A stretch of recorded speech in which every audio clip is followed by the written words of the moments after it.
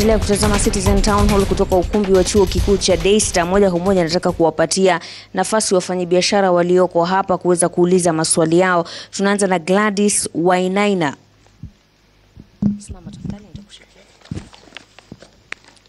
Good evening. My name is Gladys.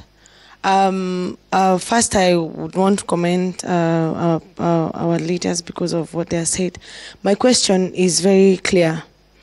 There lacks communication, clear communication between us as traders and the government. And when I say the government, I mean the government bodies. I thank you, sir, for the code you've just given us right now on what an individual can do to know. But I've never heard of it. Actually, the lucky trader out there have heard of it now, if they're watching Citizen, that is. So at what point will you give us some type of civic education? Type of, like, if I bring my goods from wherever, justice will rely to you. If you just tell me all my goods were counterfeit, if all my goods were bad, I would just be like, thank you. At what point will I know the difference between this counterfeit and that fake, or that which is original? At what point? And I think already, I think you're supposed to have a slot like that. We need to know. We need this information. Thank you. Wacha sasa tumpatie Agathon Emmanuel. Nadhani kauli yake inamwendea Mheshimiwa Gachagua. Thank you, Mashirima. I'm Agathon Emmanuel, a student at the University of Nairobi and the incumbent honorable member for Mayoni Ward. I'll start by saying that we blame the community and we are the community. As a business person, for your business to nourish and prosper, you must employ some competitive strategy, but not stopping others. And thus my concern goes to Mheshimiwa. There are thousands of Kenyans out there who are illegal. Let me use the word illegally. So why shouldn't the government just provide some airtight policies to protect our small-scale traders rather than barring the other traders who come in Kenya? Because at the end of the day, they do contribute to the growth of our economy. Thank you. Wacha nimpatie Opio sasa nafasi aweze kuuliza swali linalofungamana na masuala ya sera. Oh, asante, Mashirima. My name's Dennis Opio. My question goes straight to the PS. At what level does the national government, in partnership with the county government, engage the small traders in policy making? There are matters that really affect the small traders that needs to be addressed by the national and the county government. For example, the issue of security to business, especially premises that the small traders do their businesses. There's a very big problem in the existing markets within the county in terms of development and security of ownership. This affects most of the traders because they do their businesses like they will not do it tomorrow. Thank you. Nadhani kila mmoja na swali lake. Kwa hivyo naupatie nafasi ya jibiwe kwanza ndio turejee hapa. All right. And let's keep it brief because we're running out of time. We'll start with you, Charles. There's a concern about communication, civic education, and how does a trader know that this is counterfeit and this is original? Because she says as soon as they get here, you can easily, KEBS can just say all your products are counterfeit, and that's it. And they do not know from the onset. Yes. Thank you. Thank you for that question. As KEBS, we've actually even enhanced our vote for civic education, and especially taking into consideration the small traders or the micro enterprises. Last week, we were launching the Kenya Quality Award, just basically for a competition for the small micro enterprises to compete on quality awareness. So we are creating awareness. We've been running some workshops together with the stakeholders like KRA on innovation, and we think these workshops, they will create the awareness and create the impact which we want our traders, our Kenyan public to get to understand what quality means for this country. Where are you doing this civic education? Because she's a trade and she's never heard of it. Yes, actually, how and where are you doing it? We do advertise them in the newspapers. We say we are having these workshops on this date, and we are carrying them in various places. Like we had them in Mombasa, we had in Nyahururu.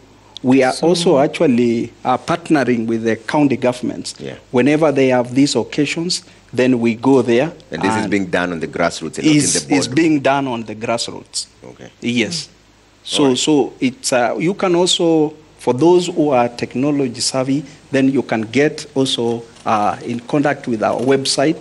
We have a lot of information because we also put the information on these products in the website. Okay. So it's something which we are working on, and we are going to, together with your support, to get through. Honorable Grigadi, very briefly, there was a concern about the foreigners who are actually contributing to the growth of our economy, and he's saying that we should just have policies rather than barring foreigners from coming in. Far from it. We are not barring them. What we are doing is create a level playing field, because you can't let people who are borrowing money at 3% compete with those who are borrowing at 14%. That's what we are saying. We set aside some business for the foreigners and leave some for our people. Because at the end of it all, those foreigners are supposed to come here to add value to our lives. Yeah. But if they are coming, they destroy our livelihoods completely, then it doesn't make sense. Okay. On top of that, there was a question that was asked the PS on the importation of rice. PS, there is a feeling among leaders and the people of this country, and I must tell you, straight on the face, that the Ministry of Trade is insensitive to the people of this country, and you are coming up with policies and practices that are making our government, that has been very, very popular, become unpopular. Other than rice, you are aware that the cheap import of eggs from Uganda has killed the poultry industry in this country. People who are doing very well today are beggars, they are destitutes. You are aware that the cheap imports of milk during the dry season, when we are supposed to sell our milk at very high prices, we are selling as low as 25 shillings because of cheap imports that have come. Okay. You are aware, Trevor, the other day there was a ridiculous policy from the ministry barring second-hand spare parts. What I'm saying, PS, the new constitution of 2010 made it mandatory for anybody who wants to introduce any policy or any law to do public participation. Yeah. Just find out what is the feeling of the people on each and every issue. Okay. Even what the Minister of Finance has come up with, like the slapping an insurance premium or a border. Did anybody do some public participation to have a feel on what the people feel? No. I would recommend PS. I know there are trade protocols, but I know I'm a student of international relations. Why we enter into relationships between countries is for the benefit of your own citizens. Okay. And if those policies, if those protocols, if those agreements disadvantage your people to such a great extent, you want to look at it. Okay. You want to find out why. Right. Why do you want to open up onions to come from Tanzania to kill our onion industry here? Let me give a chance to respond to that. I think even if there are trade protocols, if they are so disadvantageous to the people of this country, if they are going to kill our local entrepreneurs, as we are trying to have trade protocols and agreements with other states, and then our people are suffering, our people are being driven out of business, we need to look at them very clear. Yes, very your response to that. And also there was a question about, do you engage small-scale traders in policy making? Okay. But we'll also respond to what the Honorable has brought up. Okay. I think, Mheshimiwa, I have heard that accusation that the Department of Trade or the Ministry of Trade appears insensitive, but I actually think it is not. It is not true. A lot of the things that we've done, if it's a conversation, for instance, around ensuring that goods are inspected before they come into the country, a lot of the small traders in this room were caught up in it because we had got into the habit of not inspecting goods, and coming into the country and at the border, you bribe our staff and you get goods into the country that don't meet any standards, and people were complaining. And I know many of you have bought a pair of scissors that broke apart even before you'd used it. You bought, I don't know whether you bought an iron that did not last more than a week. If I went around the room, everybody has a history with an imported product that broke apart so quickly. So even that was the accusation. So the big issue is that we then said, inspect your goods before you come into the country. But nobody expected it to be taken seriously. They thought we'd still come and bribe your staff. Our staff were arrested. So clearly the message also was sent to the staff that you cannot break the law. So these are, in my view, teething problems as you all learn to align with conducting your business in a clean manner. Yeah. Two, but what about opening the floodgates for imports? The imports, we are operating in a customs union. We all signed up to it in 2005, the East African Community Customs Union. So it is actually legitimate that you can have product, you can trade across borders. The critical thing is to ensure that we are competitive. So let's take the case of eggs or milk. For instance, we have observed that, the fact that, it can be cheaper from our neighbors. What is the reason for that? It's not that they can trade with us, it's that our production is very expensive. And now we're starting to look at the issues around animal feed, for instance, which makes, and that goes into production of eggs, that goes into production of milk. Because of our preoccupation and especially our concern and the price of maize here, we have made the price of animal feed very high. So one of the things that we're seeking to address as a way of lowering the costs for agriculture is actually beginning to look at that issue of cost of production. Cost of production. Yeah. But Mheshimiwa, people could also have a point. This might not be eggs from our neighbors. It could be diverted eggs that were imported from elsewhere. So we are also, you working with the Bureau of Standards, ensuring that these goods comply with standards, and that they also comply with the rules of trade, which means that they must have originated from that country before they come here. So we are being quite sensitive. Actually, just last Monday, I sat with all our regulators to begin to address what is it around imported goods that is making them very expensive. Cheap. And what can we do with our own cost of production? So we are addressing that. Now, the question about, are we listening to small traders? Yeah, very briefly. Well, it's a big issue as well. So I'm hoping I must be able to still come across. A lot of listening and engagement in government is with business is through your associations. I used to run the Association of Manufacturers, and that was the avenue through which manufacturers spoke with government. There is KEPSA, there is the Chamber of Commerce. But in the last year, especially as we dealt with these issues of importation, we actually realized that there's a large segment of small traders and small business that are not participating effectively in this association. So you're right. We're not necessarily hearing your voice in the way that you would like us to hear it. There are two things I'm going to still challenge you. You still have to form into your associations. It is impossible to listen to an individual alone. And first of all, you will not be able to access government or institutions. So it's important that you work into your associations. The importers have had to establish NISTA as an avenue for engagement with government, and it has become useful. So at least we have a point when we're dealing with these issues of clearance. So other issues with small traders and small businesses, please join your association. And there are many different, using this platform, I cannot recommend and say join XYZ, because we're a country that believes in pluralism. But it is important that you work with your associations and you strengthen them. But I'd like to be able to also announce that the cabinet will be meeting the leaders of small businesses over the next coming, few weeks. So it's important that we have very clear idea who are these business leaders from small businesses that the cabinet will be engaging with in a round table. All right. We have to come to an end now, but Mashirima, you have one more, few questions. Trevor, kabla kuchukua swali moja hapa, Kamau Hilin anasema, as a clearing agent, as long as my clients' goods are inspected, we never have major hiccups while clearing the same. Normal clearing timelines are 4 days. As for non-compliant goods, 2 years can happen. Small-scale traders need to be taken through the importation procedure. Anaendelea kwa kusema, without guidance of the consolidators, it is very tricky as a trader to identify which container your goods are in. The consolidators never ask for any documentation for the goods.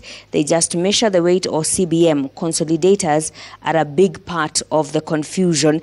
Ni Kamau Helen huyo kutoka mtandao wa Twitter akiwa anatoa kauli yake katika kuchangia mdahalo wetu wa leo. Lakini kuna mmoja hapa ana swali kuhusiana na hizi ajenda 4 kuu za serikali zinawajumuisha vipi wafanyabiashara wadogo wadogo. Juliana.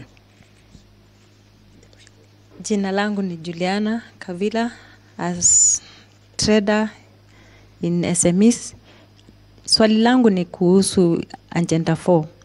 Tunashukuru serikali imetuhusisha, lakini nauliza, how are they going to empower the Juakali sector to produce quality doors, quality windows to meet the standard that they want than importing from China? Okay, I'll take that. Yes. That's a very, very good question. We've actually sat down and it's very clear that small businesses in the Juakali sector will be able to participate in meeting the four pillars, and especially, as you mentioned, housing. So one of the jobs that KEBS and ourselves have, KIPI, numerical machine, a lot of the institutions within our ministry, is to actually support those identified contractors, subcontractors, to ensure that you meet the standards. So that's the responsibility of both KEBS, of KIPI. Numerical machining is already beginning to design the machines and implements that you can utilize for the Juakali sector that are participating in this housing tender will be able to. They'll be able to meet. So we are going full out to ensure that we give the necessary support, because we cannot allow youth to frustrate those contracts by not delivering what is expected, because we'll all have failed. Yeah. Okay.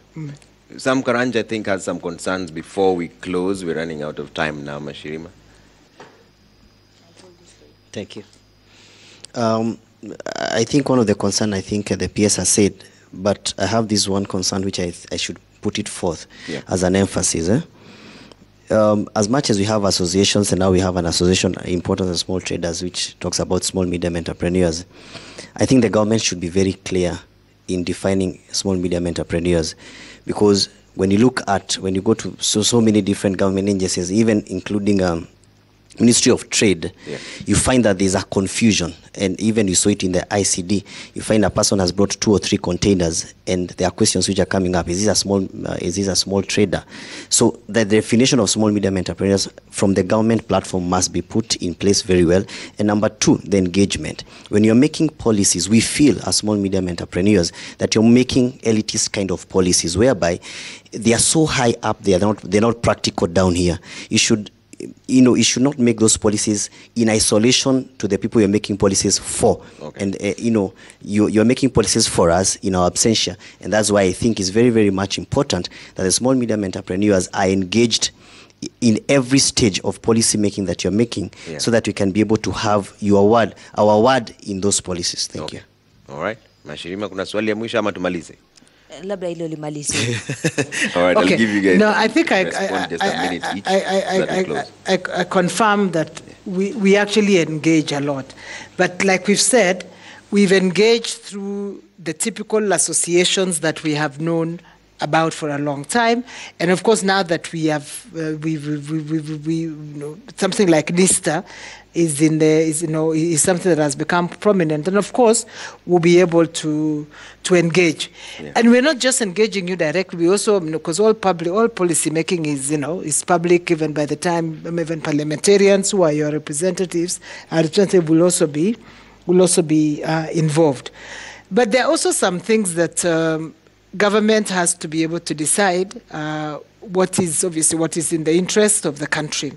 When you gave the example of spares, used spares, first I think the press took that because I think that was a notice that somebody had put up 2 years ago, and because we were working around how do you inspect used spares. But we came to the point that the spares and stuff and some of these things, they also must meet standards. Now, what is the standard for a used brake pad, Mheshimiwa?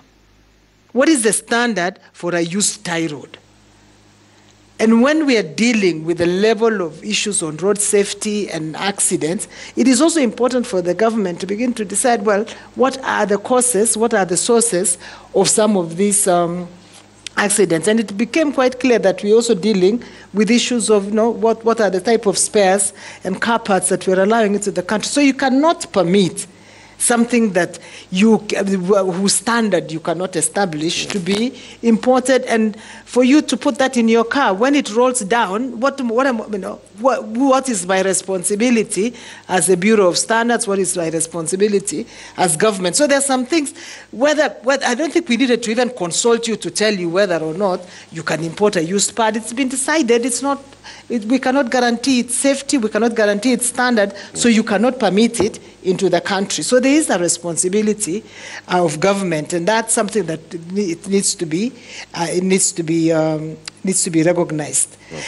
I have one final message, and that's a message to all traders and all business people. You have a responsibility to look after your money. You have a responsibility to ensure that what you are buying is kosher. It's not just because you're going to sell it to someone else.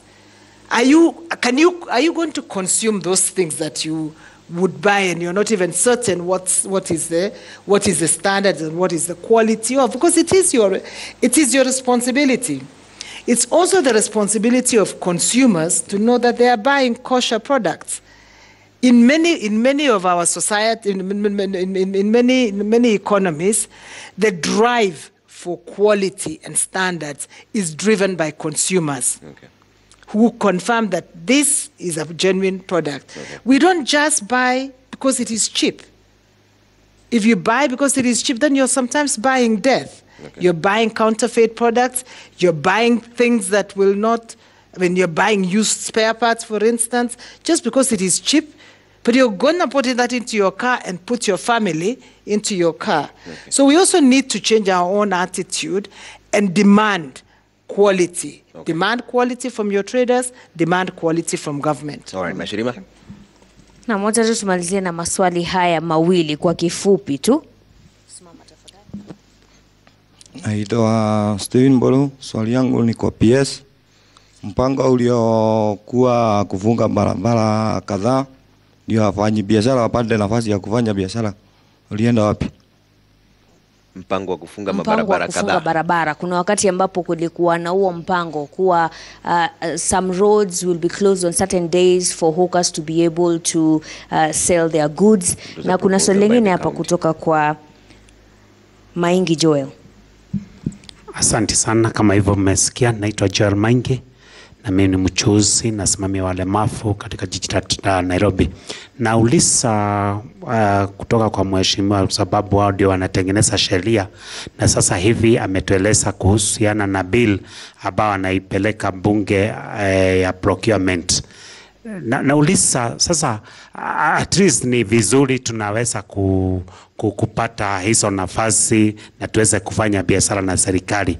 Lakini swali langu ni kwamba kuna directive ambayo ilitolewa na president ya 30% procurement for persons with disability, women and youth, 30%, na mpaka sasa hilo jambo halijaweza kutekelezwa vilivyo. Sasa mheshimiwa, ni kwamba sijui ni mechanism gani ambao mnatumia ama mnafuatilia kuhakikisha ya kwamba zile sheria ambao zimetengenezwa zinafuatiliwa kivipi na zinatekelezwa kivipi ili wananchi waweze kusaidika kwa ukamilifu ambao unahitajika. Asante. Honorable Rigathi, I'll start with you. That was a bill brought in by Nairobi Senator Johnson Sakaja, the 30% youth procurement. Yeah. And in fact, it's not being implemented. that provision has been there.